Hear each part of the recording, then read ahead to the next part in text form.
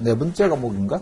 레벨 3에서. Behavioral Finance, 또 Private Wealth Management하고 Asset Allocation하고 Derivative하고. 네 번째 과목이네요. 옛날에는 작년까지만 해도 그 리스크 매니지먼트라는 과목이 하나 더 있었어요. 근데 올해 이제 그게 없어지면서 안 보게 되었는데, 뭐, 옛날 기준으로 본다면 아마 그 레벨 3에서는 5개 과목을 제가 여러분하고 보는 것 같네요. 마지막에는 이제 Derivative Currency Management만 보면 이제 끝입니다. 지겹게도 봤어요. 저기 목차 쪽으로 와서 잠깐 앞부분에 우리가 뭐 공부할 건지 한번 보도록 합시다. 목차 로마 숫자 4페이지에 보면 스타디 세션 6가 우리 Derivative and Currency Management 주제들인데 첫 번째 리딩 15에서 다룰 것들이 옵션 스트래티지를 다루고 그 다음에 리딩 16에서는 swap forward futures 스트래티지를 다루고 그 다음에 리딩 17에서는 currency management를 합니다. 옛날에는 작년까지인가 재작년까지인가 리딩 17의 currency management는 asset allocation으로 들어가 있던 주제였는데 이 asset allocation이 이제 좀 줄어들고 커런시 매니지먼트가 이쪽으로 디리버티브로 넘겨왔어요. 원래 우리가 투자하고 있는 게 도메스틱으로만 투자하는 게 아니고 글로벌로도 투자하고 있잖아요. 그 글로벌 에쿼티 또는 글로벌 본드 이런 걸 투자를 하게 되면 포린 커런시 리스크에다 노출이 되죠. 에쿼티 리스크도 노출이 되고 본드 리스크도 물론 금리 위험에도 노출이 되지만 더불어서 이 외화에 대한 위험도 노출이 됩니다. 환 위험만 따로 이렇게 관리하는 그런 거를 옛날에는 에셋 알로케이션에서 포함을 해가지고 하다가 전부 다 근데 내용들이 보면 다 디리버티브와 관련된 이야기들이에요. 그래서 이 주제가 디리버티브를 이렇게 넘겨왔는데 커런시 매니지먼트가 좀 어렵습니다. 이 외환 시장에 대한 노테이션도 좀 알아야 되고 관행도 알아야 되고 그러다 보니까 내용이 좀 어려워요. 근데 전체적으로 보면 순서상으로 보면은 커런시 매니지먼트 그 맨 뒤에가 있잖아요. 이 맨 뒤에가 있는 게 그 앞부분에서 옵션을 이용한 전략이나 또는 포워드나 퓨처스를 이용한 일반적인 전략을 다 공부하고 난 다음에 그걸 환 위험에다가 좀 적용을 해서 환 위험은 이런 옵션이나 또는 포워드 퓨처스를 어떻게 이용해서 환 위험을 관리하는 겁니까? 그러니까 맨 마지막에 그렇게 되어 있어요. 그래서 아마도 시험에서는 이거 커런시 매니지먼트 쪽이 절대로 포기하지 않고 아마 여기서 시험에 나올 가능성이 높아요. 왜냐하면 앞부분에서 나오는 주식을 기초자산으로 하고 있는 옵션이나 포워드 퓨처스 또는 금리를 기초자산으로 하고 있는 것들 앞에서 다루는데 그런 것들의 테크닉이 환율 쪽으로 와서 다 같이 또 다루어지기 때문에 아마도 환위험 하나를 물어보게 되면 앞에 있는 옵션이나 포워드 퓨처스를 다 물어볼 수 있다 이런 게 되기 때문에 아마 여기에 나올 가능성이 상당히 높은데 외화는 주식하고 성격이 똑같아요. 단지 이제 환율을 표기하는 방법이 좀 어려워서 그 표기 방법 때문에 헷갈리긴 하는데 주가는 한 주당 얼마라는 게 그냥 아주 쉽지만 환율은 통화와 통화의 교환이잖아요. 그러다 보니까 밑에 베이스 커런시를 뭘 쓰고 프라이싱 커런시를 뭘 쓰냐에 따라서 환율을 표시하는 방법에 따라서 어떤 거는 콜옵션일 수도 있고 풋옵션일 수도 있고 이렇게 막 헷갈리게 됩니다. 근데 그 성격 자체는 금리처럼 어떤 커브를 가지고 있는 게 아니고 환율이나 주가는 하나의 점의 개념이라서 점이 움직여요. 주가가 움직여요. 환율이 움직이는 점의 개념이잖아요. 채권은 금리 커브가 움직이는 거죠. 금리 커브가 움직이면 채권의 가격이 움직이는 거라서 금리 커브를 기초자산으로 파생은 좀 어렵습니다. 근데 주식이나 환율을 기초자산으로 파생은 하나의 점을 기초자산으로 하는 것과 똑같아. 점이 움직여요. 이런 개념하고 같아서 성격이 똑같아요. 그래서 주식을 기초자산으로 하는 파생만 잘 공부해 놓게 되면 그대로 그게 환위험 쪽으로 그대로 적용이 됩니다. 그래서 너무 그렇게 걱정하실 건 없는데 환율은 그럼에도 불구하고 어쨌든 그 교환 비율을 표시하는 방식 때문에 계속 많이 헷갈리니까 그것 때문에 약간 걱정이 되긴 해요. 근데 그것만 잘 이해하게 되면 사실은요 환위험 관련된 파생 상품도 되게 쉽습니다. 어려울 게 하나도 없어요. 그러니까 주식과 외화는 성격이 똑같고 반면에 이제 금리만큼은 조금 다릅니다. 그래서 금리를 다루는 파생도 우리가 또 해야 되는데 금리를 다루는 파생이 다 우리가 할 것 중에 Forward Rate Agreement, FRA라는 것도 있겠고 이자율 수합도 있고 이런 것들이 있어요. 그래서 아마 수합계통에서 시험이 나오거나 아니면 수합계통에서 시험을 하나를 묻고 그 다음에 환율에서 시험을 하나 묻고 이렇게 하게 되면 이렇게 커브를 다루는 파생을 하나를 물은 거고, 그 다음에 또 점을 다루는 파생을 물은 거고, 이 두 가지를 이제 묻는 거라서 아마도 포맷으로 보면은 그런 식으로 문제를 내지 않을까 싶기는 해요. 근데 뭐 섣부르게 함부로 예측할 수는 없지만 저라면 그렇게 내겠어요. 그냥 금리를 기초자산한 거는 수합 종류로 하나를 내자 이렇게 하고 그다음에 두 번째는 환율 이 전물 기초자산으로 하는 그 주식이나 환율 같은 걸 둘 중에서 하나를 내라고 하게 되면 굳이 주식에 대한 거 따로 내고 환율에 대한 거 따로 낼 필요 없이 환 쪽에서 내면 돼요. 외화 쪽에서. 그래서 뒷부분으로 갈수록 조금 이제 열심히 공부를 해야 되는데 챕터는 3개밖에 없잖아요. 하지만 분위기는 되게 무거운 분위기들입니다. 그래서 좀 약간 걱정이 되는데 특히나 올해는 작년하고 다르게 이게 다 리라이팅이 되었어요. 다시 써졌습니다. 다시 써지다 보니까 좀 오타도 있고 뭐 잘못 계산한 것도 있고 이렇게 해서 책이 교재가 아마 제가 19년을 강의를 했나? CFA를? 근데 그렇게 강의하면서 카플란에서 교재를 새로 있잖아요. 이거 너무 에러타가 많아가지고 다시 교재를 갖다가 다시 주겠습니다 한 게 이번에 처음입니다. 근데 그 교재를 다시 주겠다는 게 대부분이 어디서 다 틀렸냐면 파생에서 다 틀렸어요. 파생에서 교재가 되게 많이 좀 잘못 써지기도 하고 또 보면 또 오타가 또 있어요. 그럼에도 불구하고 하여튼 이거는 좀 새로 쓰면서 되게 좀 많이 스트르게 썼다는 생각이 좀 들긴 하는데 그나마 교재를 바꿔서 새로 리라이팅을 해서 새로 이제 재발간해서 줬으니까 그나마 되게 좀 낫기는 합니다. 자, 별로 그렇게 어렵지 않으니까 긴장할 거 없고요. 파생이라고 하게 되면 되게 처음부터 막 긴장을 해요. 파생 진짜 어려울 거야 이렇게 생각을 하는데 마음의 문을 좀 열고 상대방에 가까워지려면 스스로 마음의 문을 좀 열어야지. 나부터가 마음의 벽을 탁 닫게 있으면 그런 파생이 진짜 가까이 오질 않아. 좀 쉽다라고 생각을 하고 공부를 합시다. 자, 레벨 1에서 파생은 전부 다 컨셉이나 페이오프 이야기들입니다. 컨셉과 페이오프. 어떤 파생이 어떤 성격을 가지고 있고 만기가 되면 어떤 페이오프를 주나요를 갖다 묻는 게 레벨 1이고 레벨 2에서는 프라이싱과 밸류에이션의 주제예요. 전부 다 프라이싱 해보세요. 밸류에이션 해보세요. 이게 다 주제입니다. 레벨 3에서는 어떻게 활용합니까? 애플리케이션이에요. 근데 애플리케이션도 우리가 스페큘레이션의 목적으로서의 애플리케이션이 아니라 전부 다 리스크 매니지먼트 또는 헤지 목적으로서의 애플리케이션이에요. 그래서 이제 여러분이 이제 시험을 치러 가시게 되면 문제를 보게 되면 문제가 이제 케이스 스타디처럼 이렇게 나오잖아요. 길게 이제 이 시나리오처럼 이렇게 막 문제가 나오는데 그 문제 보게 되면 항상 그래요. 누구 뭐 존 F 케네디 이렇게 한다면 칸마 CFA 하고 포트폴리오 매니저 오버 어쩌고 무슨 회사 이런 식으로 나와요. 그러니까 항상 여러분은 어떤 사람이냐면 어떤 포트폴리오를 운용하는 운용자고 거기서 절대로 이런 거는 제가 한 번도 본 적이 없습니다. derivative specialist 이런 거라든지 이 사람이 있잖아요. 그죠? derivative speculator 이런 건 본 적이 한 번도 없어요.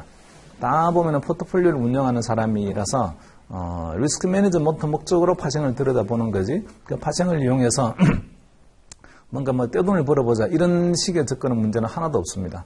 자, 파생상품 시장에 거래하는 거래자가요, 모두 몇 명이 있겠어요? 파생상품 시장에서 거래하는 거래자의 숫자. 엄청 많을 것 같은데, 엄청 많지는 않고요. 딱 3명이 있습니다. 3명. 이것도. 자, 첫 번째는 해저가 있어요. 해저. 파생상품을 해지하고자 하는 사람이 있고요. 그 다음에 두 번째는 해지하는 사람 말고 스페큘레이터가 있습니다. 파생을 이용해서 돈을 벌어보자는 사람. 그게 이제 스페큘레이터고. 그 다음에 세 번째는 아비트리거가 있어요. 차익 거래자. 근데 CFA는 파생 상품을 갖다가 다룰 때에 절대로 스페큘레이터로 다루질 않아요. 다루고 있는 거는 전부 다 해저로 다룹니다. 그러니까 기존에 내가 지켜야 될 어떤 포지션 하나 있고 그 포지션을 갖다가 포지션의 위험을 커버하려고 하게 되면 파생을 어떻게 활용하면 좋은 겁니까? 이걸로 이제 파생을 다 접근을 하고요. 더불어서 한 가지 더 있다라고 하면 아비트리지 트랜잭션은 우리가 별다른 위험을 얻지 않으면서 수익을 그냥 무위험 차익을 얻을 수 있는 거잖아요. 그때 파생 상품을 이렇게 연결하게 되면 무위험 차익을 얻을 수 있다. 이런 기회 놓치면 안 되죠. 그래서 파생 상품에서는 나오는 주제는 해지 목적, 두 번째는 아비트리지 목적 두 개입니다. 스페큘레이션이 없어요. 그러니까 너무 그렇게 스페큘레이션 해서 파생을 되게 어렵게 막 꼬아서 이렇게 내기가 되게 어렵고 그렇게 하게 할 수가 없고 다 현물 포지션이 있거나 또는 시장에서 차익 거래의 기회가 있거나 그런 걸 한번 파생을 통해서 뭔가 해질하거나 또는 무위험 차익 거래를 해보세요. 이게 이제 그 주제니까 일단은 뭐 너무 긴장하지 말고 보도록 합시다. 자, 리딩 15에서 있잖아요. 시작할 게 그 옵션에 대한 전략들이잖아요. 목차에 보세요. 보면 synthetic position 이런 이야기도 나오고 curved core protective put 다 아는 이야기들입니다. 우리가 한 번도 들어보지 못했다 이런 건 아니에요. 그 다음에 칼라라든지 스프레드 이런 것들은 전부 다 전략에 관련된 이야기들이고, 그 다음에 이 세타 베가 델타라든지 감마라든지 세타라든지 베가 볼러틸리티 이런 것들은 전부 다 있잖아요. 우리가 옛날에 공부했던 그릭에 대한 이야기들입니다. 그래서 안 들어본 것들은 하나도 없어요. 다 들어봤어요. 그러니까 뭐 크게 어렵지 않고 옵션은 다 지나갈 수 있습니다. 걱정 안 하셔도 돼요. 그 다음에 리딩 16에 나오는 Swap for the Futures도 보게 되면 거기 매니징 제목에 보면 전부 다 매니징 하세요, 인트레 리스크 매니징 하세요, 커런시 익스포저 매니지 하세요, 에쿼티 리스크 매니지 하세요, 뭐 이런 것들을 매니지 하라는 게 나오잖아요. 무슨 매니지냐면 리스크 매니지먼트예요. 그러니까 위험을 관리해야 되는데 그런 익스포저에 대해서 그때 쓰는 툴을 우리가 파생 상품을 쓸 거고, 그러니까 전부 다 이것도 보면 해지 관련된 이야기들입니다. 주식 또는 금리 이런 위험에 노출되어 있는데 파생을 어떻게 이용해서 어떻게 해지할까요? 뭐 이런 이야기들이 주로 나오고요. 그 다음에 마지막으로 나오는 이제 커런시 쪽은 조금 이제 이런저런 앞에서 말했던 다양한 테크닉들이 환 시장에 그대로 적용을 하는데, 주로 이거 나오는 내용도 보게 되면 대부분 다 옵션에 대한 이야기들이에요. 그래서 옵션을 이용해서 포워드로 바꿀 수가 있기 때문에 옵션 종류를 이용해 가지고 어떻게 환 위험을 해지하나요? 이런 것들이 여기 주력으로 주로 나와 있습니다. 자, 하나씩 이제 디테일한 내용들을 보도록 할게요. 페이지를 147페이지로 오세요.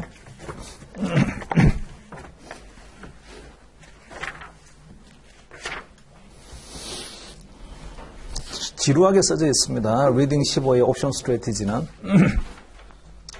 자, 이거 활용하는 방법에 대한 이야기들을 할 거라서 옵션을 활용하는 방법 전부 다 전략 관련된 이야기들이 다 나옵니다.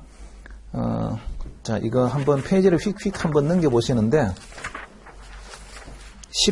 152페이지 보세요. 152페이지, 153페이지 뭐 이렇게 154 다 그림들이 이렇게 쭉 나와 있죠. 그림들. 저기 164, 160 뭐 쭉 다 넘겨보세요. 대단히 많은 그림들이 나와 있고요. 나와 있고, 그 다음에 177페이지로 와볼까요? 앞에 있는 그림들 말고 177, 178. 자, 이때 오게 되면 앞에 있는 그림하고는 조금 다르게 무슨 점선도 등장을 하고 이런 그림들이 막 나옵니다. 그 176페이지부터 나오는 것들은 다 옵션의 그릭에 대한 이야기인데, 옵션의 그릭이라는 게 숫자로 다 표현이 되잖아요. 델타도 0과 1 사이라든지 이런 게 숫자로 다 표현이 돼요. 그래서 옵션의 기본적인 페이오프의 그림을 그려놓은 다음에 그 그릭은 옵션의 머니니스에 따라서 그릭이 어떻게 보이는 겁니까를 보여준 게 점선들입니다. 나중에 이제 그 점선과 실선에 대한 구분이 사실은 크게 의미가 있는 건 아니라서 여기서는 좀 시각화 시켜가지고 옵션의 그릭이 머니니스에 따라서 이렇게 바뀌는 거예요 라는 걸 시각화시켜 좀 보여주고는 있는데, 그 그림 자체를 갖다 우리가 암기하자 이럴 필요는 없고 그림이 주고 있는 의미를 이해하면 됩니다. 그리고 그 177페이지 바로 앞에까지 나왔던 그림들 177페이지 앞에까지 나왔던 그림들의 공통점이 뭐예요? 그 앞에 나왔던 그림들 좀 뜬금없는 질문이긴 하지. 공통점.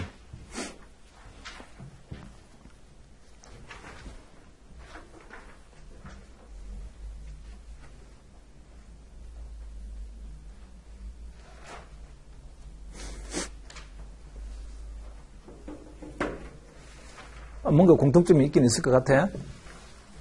앞에 그림들이 대단히 많이 있잖아요. 대단히 많은 그림들의 공통점. 굉장히 추상적으로 보이긴 하는데, 자, 거기 있는 공통점들은요, 전부 다 그 그림들이 끝건선입니다. 끝건선. 직선으로 끝건선으로 다 되어 있어요.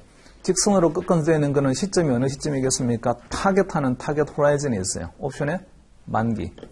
옵션의 만기가 되게 되면 옵션의 그래프는 전부 다 끝건선의 그래프가 나오죠. 45도로 끝건선 그래프가 나오잖아요. 우리가 목표라고 있는 이거는 옵션의 만기 시점에서 내가 주가가 이렇게 된다면 이와 같은 페이오프가 나왔으면 좋겠어요. 근데 그런 페이오프가 나와야 되는 이유는 내가 들고 있는 기초 자산이 있어요. 그러니까 기초 포지션 하나 있는데 그 기초 포지션의 위험을 좀 커버하려고 하게 되면 만기 시점에서는 이런 그림이 나왔으면 좋겠어요. 옵션의 만기 시점에서. 그래서 그림들이 나와 있습니다. 자, 옵션의 그릭 한번 이야기해 볼까요? 알고 있는 그릭은? 델타, 감마, 세타, 베가, 로가 있죠. 그 방금 우리 했던 그 그림들은요, 만기 시점까지 그냥 가버렸어요. 자, 만기 시점까지 가서 그림이 요렇게 이제 뭐 끝건선 이렇게 나와 있는데, 그릭하고 연결을 한다라고 하게 되면 대부분 델타와 관련된 것들입니다. 델타는 기초자산의 방향과 관련된 거예요, 방향. 그래서 방향이 올라가냐, 내려가냐에 따라서 페이오프가 이렇게 나왔으면 좋겠어요. 이런 그림들이 그 그림들입니다. 그 다음에 나중에 세타와 관련된 전략도 있어요. 세타와 관련된 전략들이 캘린더 스프레드 이런 것들이 있는데, 근데 그런 것들은, 시간 가치가 소멸돼가는 속도의 차이를 이용하는 게 캘린더 스프레드 같은 거예요. 그래서 전체적으로 보게 되면 뒤에 나오는 그릭하고 앞에 나오는 요 그림들하고 있잖아요. 그죠? 조금씩 연결이 됩니다. 제가 이제 같이 공부를 하면서 같이 말씀을 드리도록 한번 할게요. 하나씩. 자, 148페이지 오세요. 모듈 15.1에 옵션 베이직이 있습니다. Value at Exploration이 있고요. Profit Exploration이 있어요. 옵션에서는 이게 같지가 않죠. Value at Exploration을 한 단어로 말하게 되면 Value at Exploration을 한 단어로 말하자. 그러면요. Payoff입니다. Payoff. 그러니까 옵션의 Payoff와 옵션의 Profit Loss는 같지 않습니다. 자, 우리가 그 옛날에 처음에 이제 파생을 공부할 때 저하고 레벨 2에서 이제 처음 보시게 됐는데, 우리 책을 공부하다 보게 되면 뭔가 페이오프 이런 이야기들이 나오다가, 그 다음에 프로핏 로스라는 게 또 뒤에 또 나와요. 근데, forward futures swap view 이런 걸 공부할 때는 페이오프나 프로핏 로스의 구분이 없이 똑같습니다. 근데 옵션으로 오게 되면 갑자기 있잖아요. 페이오프란 말과 프로핏 로스가 있잖아요. 구분이 되어서 표현이 돼요. 페이오프는 옵션의 프리미엄을 감안하기 전에 이 옵션의 만기 때 얼마만큼의 가치가 나옵니까가 페이오프고, 거기다가 옵션의 프리미엄을 감안을 하게 되면 옵션의 프로핏 로스가 됩니다. 뭐 우리가 잘 알고 있는 이야기일 텐데 뭐 한번 리마인드를 해보면, 자, 우리가 콜옵션은 주식을 기초자산으로 하고 있는 콜옵션을 가지고 있어요. 그리고 SLRDT라고 이렇게 쓰면 이거는 옵션의 만기 시점에서의 주가죠. 옵션의 만기 시점의 주가를 어떤 X라는 가격으로 내가 살 수 있는 권리 가지고 있다. 그 살 수 있는 권리는 옵션의 만기 시점에서의 기초자산의 가격이 행사가격보다 올라가 있으면 오른 만큼 저한테는 당첨금 받는 거고, 이거 밑으로 내려가면 돈 못 받는 거야, 이런 게 있어요. 이런 거죠, 지금.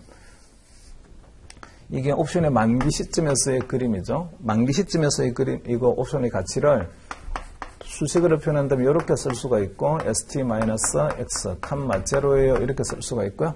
옵션의 만기 시점에서의 이 가치를 좀 말로 풀어 쓰게 되면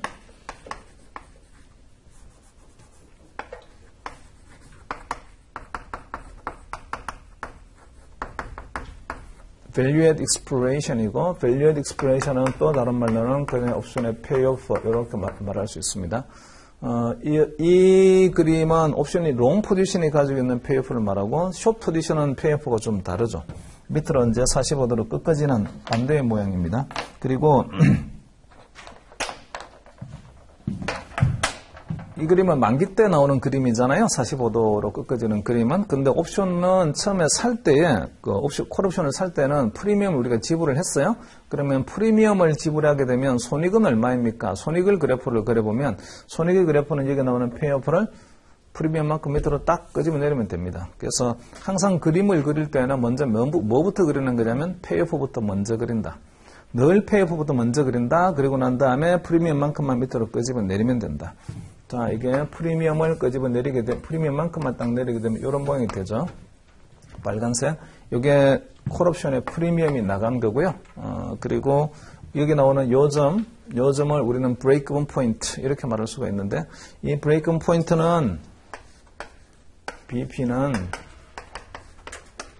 X라는 행사 가격에다가 콜옵션을 더한 거와 같다 이렇게 쓸 수 있고, 빨간색의 그래프가 콜옵션의 프로핏 로스죠. 롱 포지션에 가지고 있는 프로핏 로스입니다. 그리고 숏 포지션도 마찬가지로 똑같이 생각할 수가 있죠. 숏 포지션은 뒤집으면 되니까, 이거를 아래로 탁 뒤집으면 되니까, 숏 포지션 같은 경우는 페이오프의 모양이 이런 모양이죠. 밑으로 내려오는 모양. 이게 숏 포지션의 페이오프 마이너스 CT 이렇게 쓸 수 있고요. 숏콜 한 사람.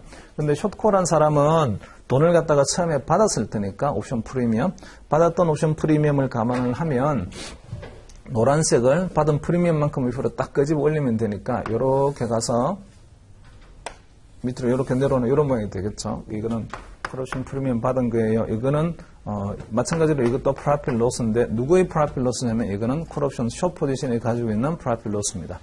이게 서로 아래 위로 보면 대칭이 되잖아요. 그러니까 옵션은 항상 보게 되면 늘 제로섬 게임이다 이렇게 말할 수가 있겠죠.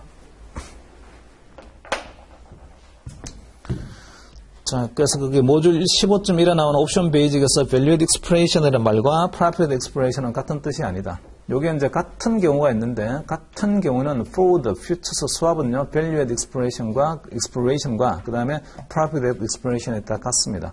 forward, futures swap은 처음에 시작할 때 돈 내고 시작합니까? 누가 누구한테 돈 주나요? 그러지 않잖아요. 항상 밸류가 처음에 제로로 시작하는 거니까 처음에 뭔가 돈이 나간다는 게 없어요. 하지만 옵션은 권리와 의무가 서로 분리되어 있는 계약이고, 그러니까 권리를 가지고 있는 사람은 의무를 부담하는 사람한테 처음부터 프리미엄을 지불하고 사야 됩니다. 그러니까 value at expiration과 profit expiration이 같은 뜻이 아니에요. 거기도 보면은 어디 갔어? 그 두 번째 패러그래프 시작하는 거 보면은 in particular에서 distinguishing between option value and profit 두 개를 구분하세요라고 되어 있습니다. 구분하세요. 자, 그리고 그 밑에 또 오셔서 콜옵션이 뭐고 풋옵션이 뭔지는 우리가 다 알고 있습니다. 기초자산이 뭔지는 아니까 생략하고 유로피언 스타일, 아메리칸 스타일, 그 다음에 옵션의 롱, 숏 포지션 다 아는 이야기니까 넘어가요. 오른쪽으로 오십니다. 인트레스 밸류, 타임 밸류 이거 굳이 말 안 해도 되죠. 뭐 이것도 이제 또 옛날에 공부했던 거를 한번 정리해서 한번 봅시다. 그냥 리마인드 하는 차원에서.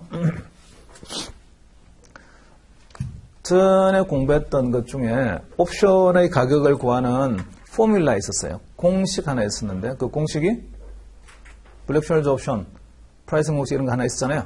블랙숄즈의 옵션 프라이싱 공식 제로 시점에서의 콜옵션의 가격이라는 거는 기초자산의 가격에다가 노멀 오브 D1 마이너스 X 익스포넨셜 마이너스 RT 노멀 오브 D2 이렇죠 이게. 이게 이제 블랙숄즈 옵션 방정식이었어요. 자, 이 콜옵션의 방정식을 콜옵션을 밑에다 두고 Y축에다 콜옵션의 가격 둡니다. 그리고 여기다가 기초자산의 가격을 한번 둘까요? 기초자산의 가격과 콜옵션의 가격과의 관계는 X라는 행사가격을 기점으로 해서 만기가 되면 이런 45도의 그림이 나오지만 아직까지는 만기가 안 됐으니까 지금 있는 시점은 제로 시점이니까 만기까지 가려면 시간이 많이 남았어요. 자, 여기는 t = 0 이미의 스몰 t를 거쳐서 t = 라지 t 만기까지 가게 됩니다. 이게 옵션의 만기예요. 옵션의 만기까지 가면 이런 45도의 그림이 나오지만 만기 이전의 옵션의 그림은요 항상 이런 45도의 그림이 아니고 이렇게 떠 있는 곡선의 그래프를 가지고 있었고 이게 C0다. 자, 이 C0가 곡선의 그래프고 그 다음에 흰선의 그래프는 C의 라지 t다. 만기 때의 가치다. 이러면 그 콜옵션의 가격 C0를 수식으로 한번 표현을 해볼까요? 이 콜옵션은 말이지 이런 것들의 함수, 기초자산의 함수다라고만 돼 있잖아요 지금. 콜옵션 가격과 그 다음에 관계가 있는 어떤 독립변수 하나를 줬는데 독립변수는 주가, 기초자산 하나만 줬어요. 근데 실제로 콜옵션의 가격은 시간이 지나면서 이 그래프 어떻게 돼요? 가만히 있나요? 그러지 않죠. 시간이 지나면서 그래프가 점점 밑으로 내려옵니다. 그래서 시간이 지나면서 그래프가 점점 내려와서 만기가 되게 되면요. 이렇게 딱 45도로 있잖아요. 끝것은 그래프가 나요. 점점 시간이 지나면서 밑으로 내려오죠, 이제. 여기서 우리는 만약에 주가가 지금 여기에 있어요. 어떤 S의 제로 시점에서 주가가 여기에 있어요. 자, 그러면 이 흰색의 가치에 해당되는 거를 우리는 인트랜스 밸류 내재 가치라고 하고 그 다음에 요 위에 나오는 노란 선까지의 가치를 요거를 우리는 타임 밸류라고 한다라고 했어요. 타임 밸류는 다른 말로는 스페큘러티브 밸류 이렇게도 말할 수 있습니다. 투기 가치. 이거는 본질 가치, 투기 가치 또는 뭐 시간 가치. 여기서 말하는 시간 가치가 절대로 화폐의 시간 가치의 개념이 아니라는 거 이미 다 알고 있습니다. 자, 이게 지금 그러면 여기에 현재 콜옵션의 가격이죠. 그래서 콜옵션의 가격은 두 가지로 이루어져 있다. 인트랜스 밸류라는 것과 타임 밸류라는 것과 두 가지로 이루어져 있다. 자, 이거를 한번 이렇게 한번 볼게요.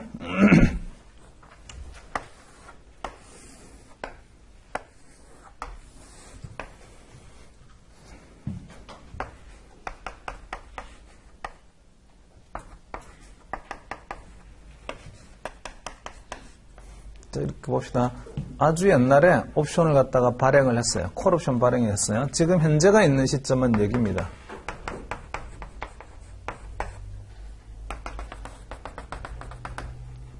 자, 옵션을 발행했던 시점에서 옵션의 행사 가격이 있었어요. 여기 옵션의 행사 가격. 옵션의 행사 가격은 안 바뀌죠. 처음 옵션 발행할 때 그냥 그대로입니다. 자, 이때 발행할 때 옵션을 at-the-money로 발행했다고 해볼게요. 그러면 S의 T 시점에서 T쯤에서 옵션이 발행이 되었고 발행.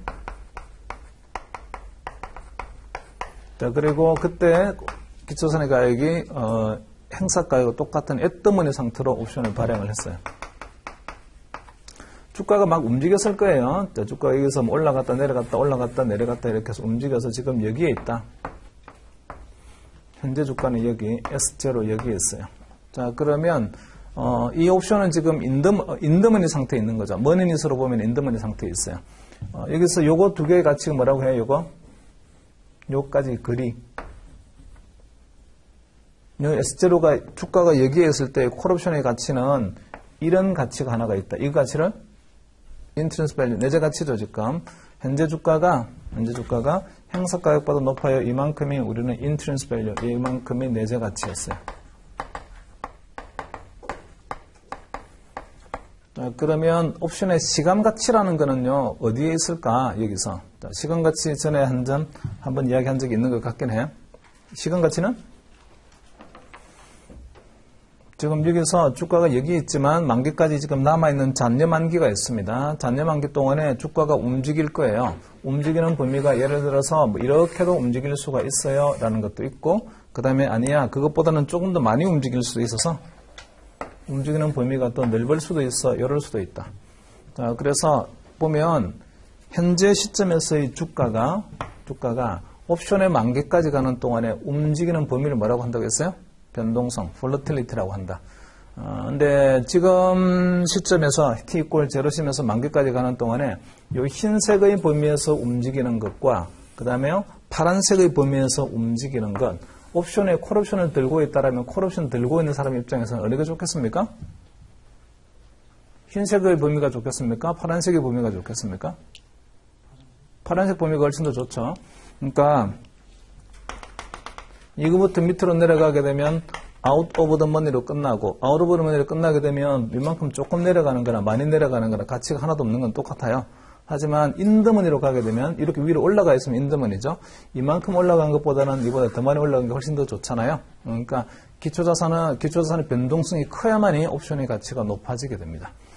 자, 근데 여기서 보시면 그 기초자산이라는 주가가 지금까지 오는 동안에 가만히 있지 않고 움직이면서 왔습니다. 움직이면서.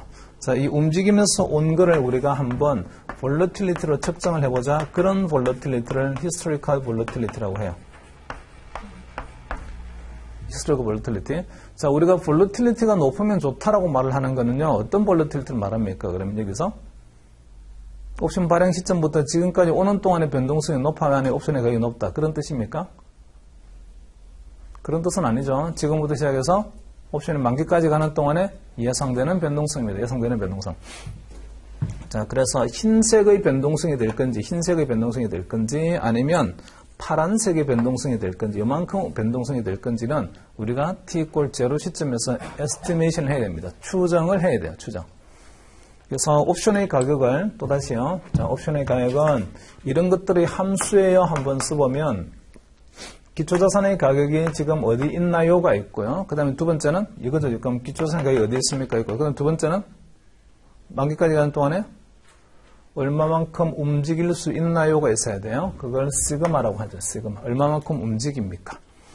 자, 그 다음에 또 하나가 더 있어요. 남아있는 시간이 얼마나 됩니까? 그러니까 얘가 벽에 딱 붙었나요? 아니면 얘가 좀 많이 떨어져 있나요? 이런 의미예요. 그래서 남아있는 시간이 있고요. 잔여 만기.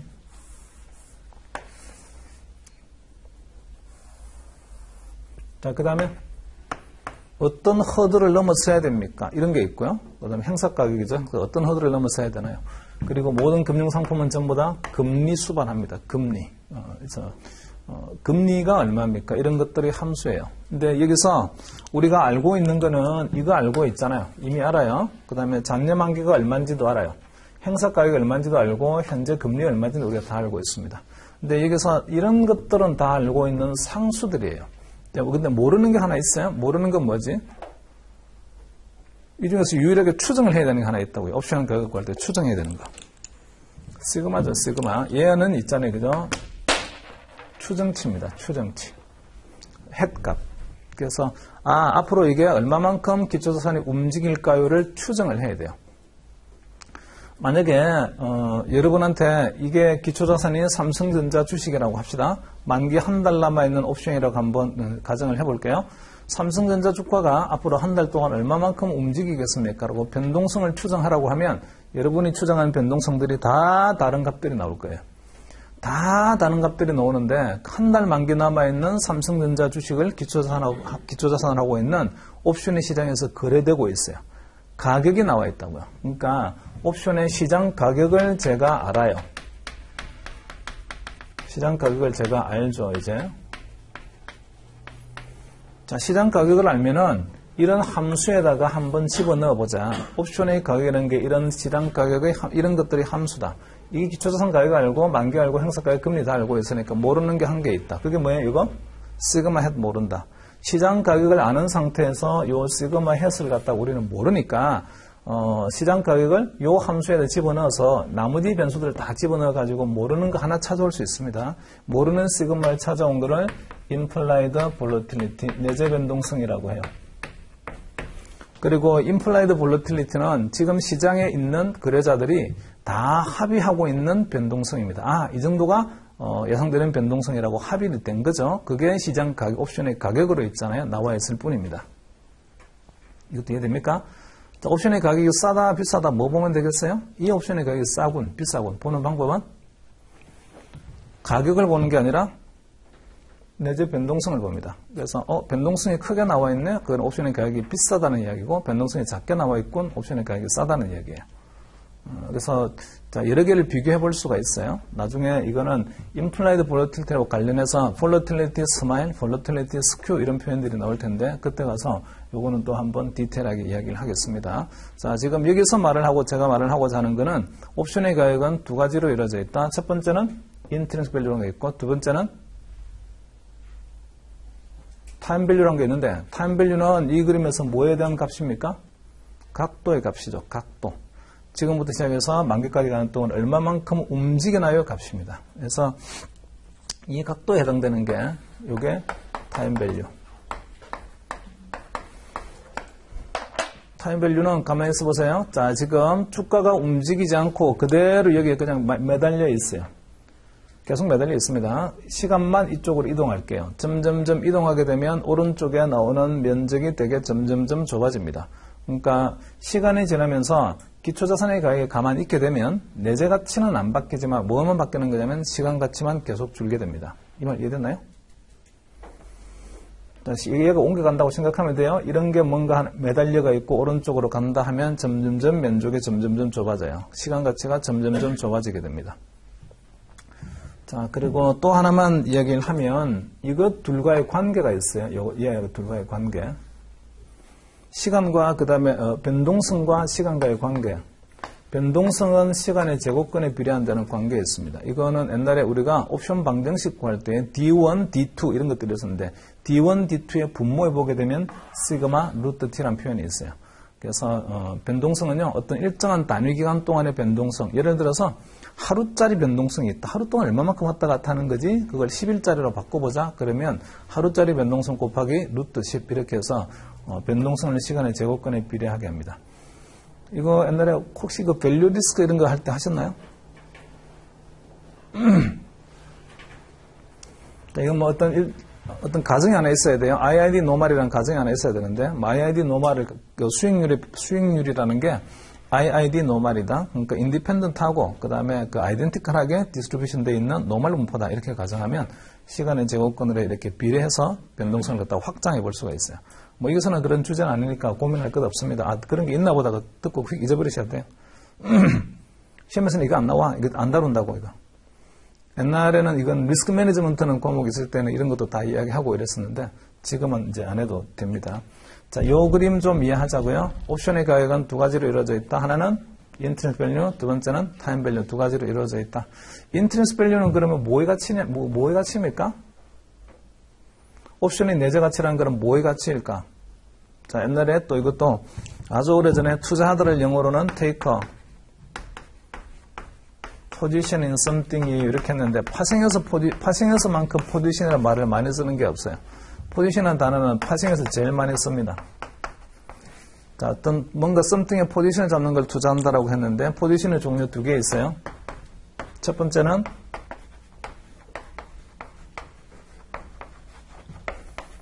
가격의 수준이라는 게 있고요. 두 번째는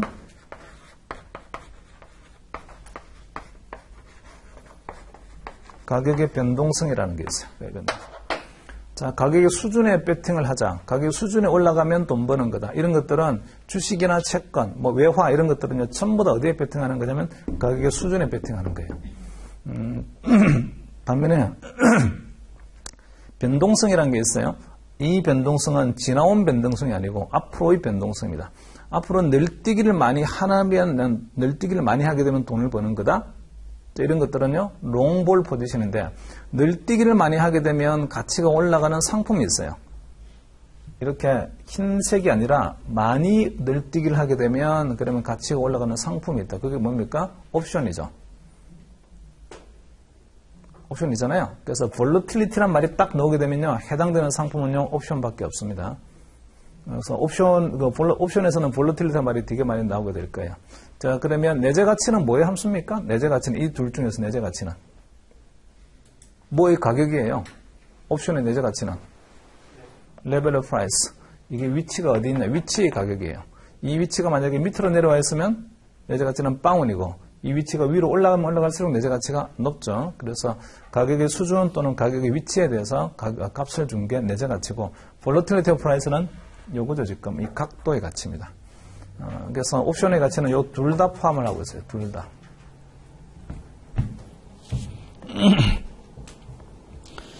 자, 그게 149페이지에 보시면 Intrinsic Value and Time Value에서요. 거기 첫 번째 패러그래프 바로 밑에 보시면 블랙숄드 머튼 모델에 대한 설명이 있는데 거기 The Key Determinant of Option Value는 The Strike Price X라는 행사 가격이 있고 그 다음에 두 번째 Current Level of Underlying. 자, 레벨에 동그라미 칠까요?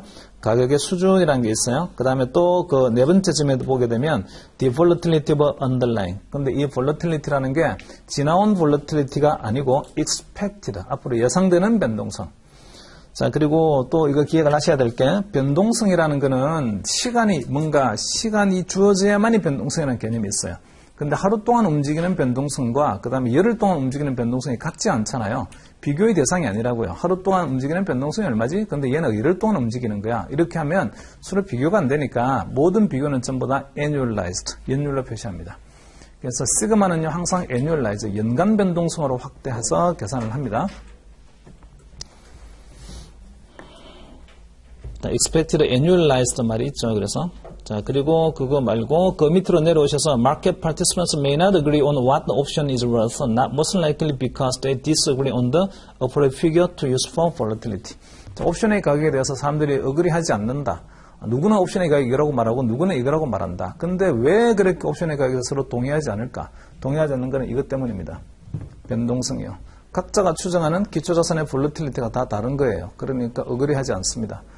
이게 이제 모두가 다 어그리하게 되면 가격이 형성이 되게 되죠. 시장 가격으로. 그래서 옵션의 시장 가격 속에 들어있는 모든 사람이 합의한 컨센서스에 해당되는 요 시그마 값을 implied volatility, 내재 변동성이라고 합니다. 자, 그래서 거기도 보면 네 번째 문장에서 the current value of option can be used to infer라고 해서 뭔가 추정을 할 수 있는데 the consensus estimate of volatility for the underlying known as implied volatility. 이게 내재 변동성이라고 한다. 모든 사람이 합의한 변동성이에요. 그게 옵션의 가격으로 형성이 되어 있습니다. 자, 그래서 note the implied volatility is not the same as historical volatility. 역사적 변동성과 완전 다르다는 이야기고요. 그리고 또 그 밑으로 내려오셔서 It is important to note that the volatility that is used to determine option value is an estimated volatility looking forward. 앞으로 어떻게 될까요에 대한 변동성이다. 자, 넘어가고요.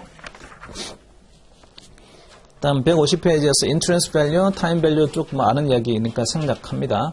call option이 in the money라는 게 무슨 뜻인가요? 뭐 put option이 in the money라는 게 도대체 무슨 뜻인가요? 이거 뭐 다 money니스 아는 이야기니까 다 생략해서 넘어갑니다. 자, 그리고 그 점점 찍어놓은 거 바로 이제 중간쯤에 보시면 note라고 되어 있는 문장 볼까요? Note that interest value is not the same as the profit to the loan. interest value라는 게 profit을 의미하는 건 아니다. 이익을 의미하는 건 아니다. 자, interest value라는 말과 profit, interest가 다 뭐가 붙어 있어요? value가 붙어 있어요. value와 profit은 같지 않아요. 자, value는 만약에 지금 당장 이 옵션을 내가 행사한다라고 하게 되면 얼마만큼의 가치가 있는 거지? 그게 이제 value의 의미고, 근데 이 옵션은 처음에 돈 주고 샀잖아요. 그러니까 옵션 프리미엄을 빼야만 있잖아요. profit이 됩니다. 자, 그래서 거기 which would have to factor in the premium. 그러니까 profit은 프리미엄을 갖다가 감안을 한 거다. That the loan originally paid for the option. long 포지션 같은 경우는 옵션을 갖다가 돈을 주고 샀을 테니까. This means that it is perfectly possible for an option to the ITM, but for exercise to result in loss to the loan. in the money가 됐다고 해서 반드시 이익이 되는 건 아니다. in the money가 된다고 하더라도 손해가 되는 경우가 있다. 언제입니까? in the money가 되면 손해가 되는 경우 이 그림에서 보게 되면 만기 때 in the money가 되긴 한 거예요. in the 요렇게 해서 자, 이게 옵션의 밸류를 말하는데 만기 때 기초자산의 가격이 여기 와 있어요. 여기 와 있다. 자, 여기 오게 되면 in the money죠. 옵션의 interest value는 플러스 값을 가지고 있어요. 이만큼 플러스 값을 가지고 있는데 옵션 프리미엄을 감안하게 보니까요. 프리미엄 감안하면 요거 밸류를 밑으로 탁 끄집어 내려야 된다고 했어요. 프리미엄을 감안하니까 이만큼 손해네요. in the money가 되긴 했지만 아직까지 어디에 이르지 않은 거냐면 BP에 이르지 않은 거예요. 브레이크 포인트보다 오른쪽으로 가야만이, 요 빨간 선보다 오른쪽에 가야만이 있잖아요. 그죠? 이익이 될 텐데 빨간 선보다 오른쪽은 못 갔습니다. 그렇게 하게 되면 in the money라고 하더라도 이익이 되는 건 아닙니다. 그죠? 자, 오른쪽으로 오셔서 151페이지 볼까요? 자, 거기 또 위에 details of price mode나 beyond 어쩌고저쩌고 거기서 세 번째 문장 볼게요. 자, namely that 다음에 with all other factors held constant. 모든 다른 조건이 동일하다면. 이거죠, 지금. 모든 다른 조건이라는 것은 옵션의 가격을 결정하는 모든 변수들입니다. 어쨌든 조건이 다 똑같다라고 하게 되면 이 변동성이 크게 되면요. 예상되는 변동성이죠. Higher volatility means higher option premium. 옵션의 가격이 비쌉니다. 콜도 그렇고 풋도 그렇고 똑같아요. 그 다음에 less time to expire means lower option premium. 시간이 짧게 남게 되면 옵션의 가격이 쌉니다. 자, 여기 이 그림 일단 이해되신 거죠? 자, 앞으로 volatility라고 말하면 과거에 지나간 volatility다, 앞으로 예상되는 volatility다. 예상되는 volatility예요. 예상되는 volatility. 자, 그리고 밑에 data for example이 있네요. 지금 이제 이 데이터를 가지고 주구장창 써먹을 거예요. 요 뒤도 계속 이 데이터를 가지고 써먹을 테니까 일단은 기본 데이터 한번 봅시다. 어떤 건지. 지금 XYG 주식이 기초자산이고 current stock price는 52.14입니다. 52.14 머릿속에 좀 기억하셔야 돼요. 현재 주가가 52.14다. 하필이면 52.14라고 했지? 좀 쉽게 해야 되면 $100다 이렇게 말했으면 외우기도 쉬울 텐데. 자, 그리고 현재 주가는 52.14인데 이 주식을 기초자산으로 하고 있는 이 만기별로 콜옵션과 풋옵션의 가격이 밑에 나와 있습니다. 보니까 스트라이크 프라이스도 나와 있죠. 중간에 행사 가격 50, 52.5, 55 이렇게 해서 각각의 행사 가격으로 만기가 에이프릴, 그다음 메이, 준이 있고요. 그렇게 만기에 따라서 다른 행사 가격별로 콜 프라이스와 풋 프라이스가 얼마인지가 쭉 나와 있어요. 요거를 가지고 뭔가 좀 많이 이용을 할 겁니다. 또 위로 잠깐 올라가 보세요. 데이터 for example의 마지막 문장에 보면 the XYG stock pays no dividend. 배당을 주지 않는 기초자산입니다. 배당은 고려하지 않아도 돼요, 이제. 자, 그 다음에 거기 그 테이블 바로 위에 each option contract is right over backed shares. 옵션 계약 하나는 주식을 100개를 번들로 해서 거래하는 거다. 이런 뜻입니다. 옵션 계약 하나당 주식 100개가 묶여져 있어요. 근데 지금 옵션의 그 콜 프라이스, 풋 프라이스는 옵션 하나당 가격입니다. 계약 하나의 가격이 아니고 주식을 한 주를 만약에 그 기초자산을 한다라고 하게 되면 옵션 프리미엄이 이렇다는 뜻입니다. 이 말 이해됐나요? 자, 그래서 each option contract is right over back shares, but this table shows the price per share. 한 주당 있잖아요. 옵션 가격을 말을 하고 있어요. 100주 같으면 곱하기 100 하면 됩니다. 옵션 프리미엄 얼마 주면 됩니까? 하나당 이렇게 옵션 프리미엄이 있으니까 그러면 100주면 100주가 옵션 한 계약이니까 그러면 100을 곱하면 돼요. 자, 그리고 그 밑에 좀 이탈릭체로 된 것 중에서 We will initially be limiting ourselves to evaluating values and profits at expiration. at expiration에 동그라미 칠까요? 자, 어디로 갈 거냐면 만기 시점으로 딱 가겠습니다. 만기 시점 가면 아주 쉬워요, 이제. 항상 어려운 거는 만기 이전에 어려워요. 만기 이전이. 근데 만기로 가자 뭐 해보자고 했으니까 뭐 어려울 게 하나도 없습니다. 자, 만기가 되게 되면 no time value. time value는 없죠. 오직 뭐만 있을 거냐면 intrinsic value, 내재 가치만 남을 테니까 옵션, 기초자산이 어디에 멈추냐에 따라 가지고 페이오프가 얼마가 나오는지 금방 이제 있잖아요. 계산이 됩니다. 자, 그리고 콜, 뭐 풋, 뭐 설명들 나와 있는데 생략합니다. 이거 되게 쉬워요. 별 것 없어요. 152페이지에 보면 그동안에 안 나오던 그림이 친절하게 얘들이 웬일로 그림을 갖다 다 그려놨어요. 뭐 다 별다른 의미가 있는 그림도 아닌데. 근데 뭐 처음 생소하게 보다 보니까 야, 이게 뭔가 새로운 게 들어왔나 싶은데 새로운 게 들어온 게 전혀 없습니다, 그냥. 자, 거기 점선으로 그려져 있는 게 있죠. 152페이지에. 점선으로 그려져 있는 거는 X축이 있잖아요. 0으로부터 시작되잖아요. 0. 그죠?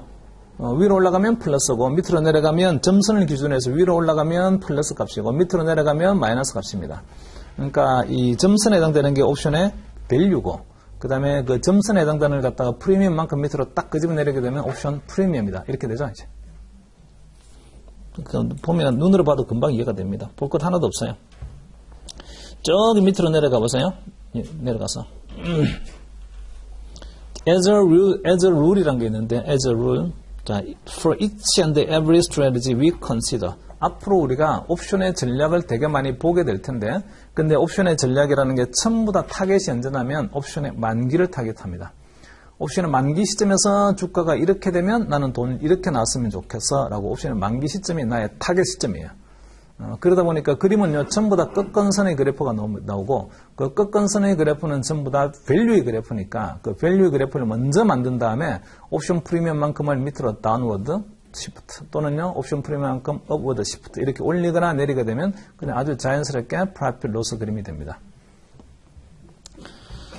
자, 이것도 뭐 별로 어려운 얘기는 아니죠. 만기가 되면은 무조건요, 끝건선 45도예요, 밸류의 그림은. 그러니까 고민할 게 없다고요. 만기 이전에 나오게 되면 곡선의 그림이 나와요.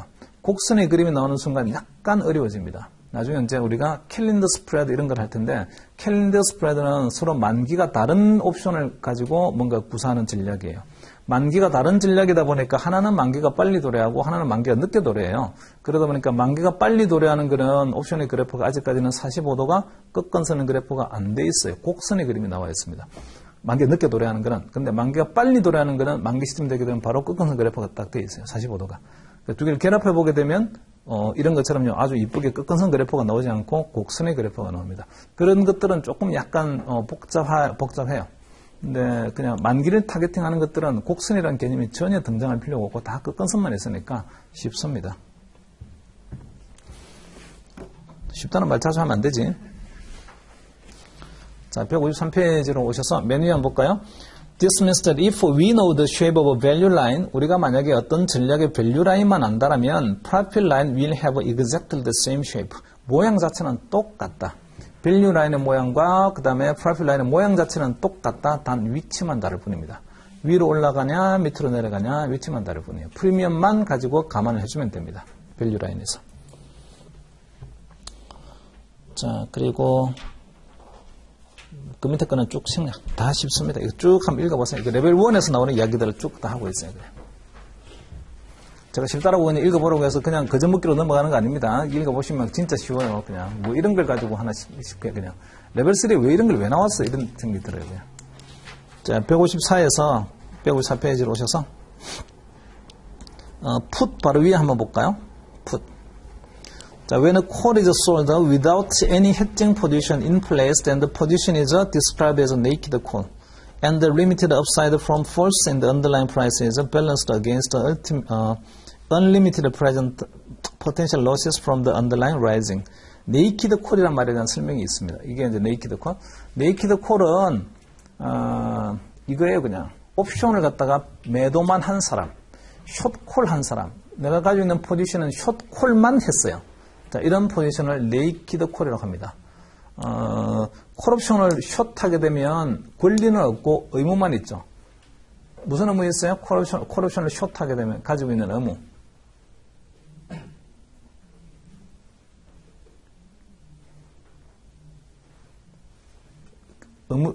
왜 의무가 없어? 오블리게이션이 있잖아. 콜옵션을 숏하게 되면. 자, 콜옵션을 가지고 있는 사람은 권리 있죠. 롱콜은 뭐 할 수 있어요? 롱콜의 권리.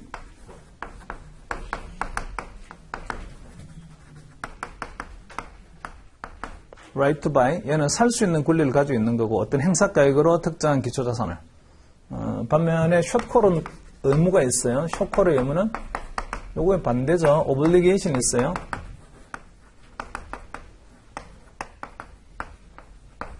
팔아야 되는 의무가 있죠. 숏콜은. 어떤 일정한 기초자산을 지정된 가격에 팔아야 되는 의무가 있습니다. 요 권리 가지고 있는 사람이 권리 행사로 오게 되면 나는 그 가격으로 팔아야 될 의무가 있다고요. 자, 이 팔아야 되는 의무를 가지고 있는 숏콜 포지션을 수식으로 표현하게 되면 콜옵션을 매도하게 되면 마이너스죠. 숏 포지션은 마이너스. 이렇게 마이너스 C 포지션만 딱 있는 거를 얘만 있는 거를 네이키드 콜이라고 합니다. 옵션 매도 포지션만 있어요 라고. 근데 옵션을 매도하게 되면요 의무가 있잖아요. 오블리게이션 투 셀이 있다고요. 뭐를 갖다가 팔아야 되는 거냐면 기초자산을 약속된 가격에. 이것도 마찬가지죠. 기초자산을 갖다가 살 수 있는 권리 얼마에 사는 거냐면 X라는 가격에. 자, 이제 기초자산을 팔아야 될 의무가 있으니까 숏콜인 사람이 기초자산을 팔아야 될 의무가 있으면 내가 처음부터 기초자산을 가지고 있을게. 기초자산을 가지고 있으면서 콜옵션도 매도를 할게. 이렇게 하게 되면 이런 거는 우리는 커브드 콜이라고 하죠.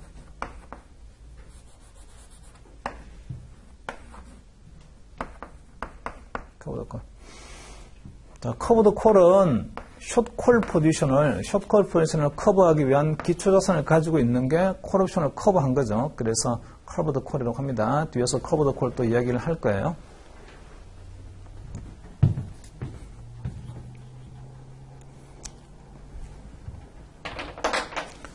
풋옵션도 원리는 똑같습니다. 풋옵션도 페이오프부터 먼저 그리자. 풋옵션 페이오프를 먼저 그린 다음에 풋 프리미엄만큼을 위로 올려주거나 밑으로 내려주거나 이렇게 하자. 프리미엄을 갖다가 지불하게 되면 페이오프의 그림을 밑으로 내리면 된다. 프리미엄을 받게 되면 네거티브 페이오프 모양이 나오는 모양이 되는데 그 옵션을 풋옵션을 매도하게 되면 끝근선으로 밑으로 내려오는 모양이 되죠. 그걸 풋옵션 프리미엄 받았으니까 받은 프리미엄만큼 위로 올리면 프로핏 로스가 된다. 이것도 뭐 쉽습니다. 밑에 이제 그림 다 나와 있으니까 보시면 될 것 같아요. 자, 넘어가서 156페이지에 맨 위에 when a put is sold limited upside from rising underlying price is balanced against large potential loss from the underlying falling. 풋 옵션을 매도하게 되면요. 풋 매도하게 되면 언제 돈 벌어요? 주가가 기초자산의 가격이 올라가면 돈 벌죠. 올라가면 얼마만큼 돈 벌어요? 풋 프리미엄만큼 돈 벌죠. 반면에 내려가게 되면 많은 손실을 입을 수가 있죠. 많은 손실이 근데 언리미티드는 아닙니다. 무한히 많은 손실은 아니에요. 풋옵션은 최대 이룰 수 있는 게 행사 가격만큼 이룰 수 있습니다. 그죠? 근데 행사 가격만큼 최대 이룰 수가 있고 대신에 나는 올라가게 되면 얻을 수 있는 거는요. 프리미엄으로만 딱 한정하겠다. 이거죠. 뭐 그 이야기 지금 이야기를 하고 있어요. 그 위에서 말한 게. 자, 잠깐 쉬었다가 156페이지 모듈 15.2 봅시다.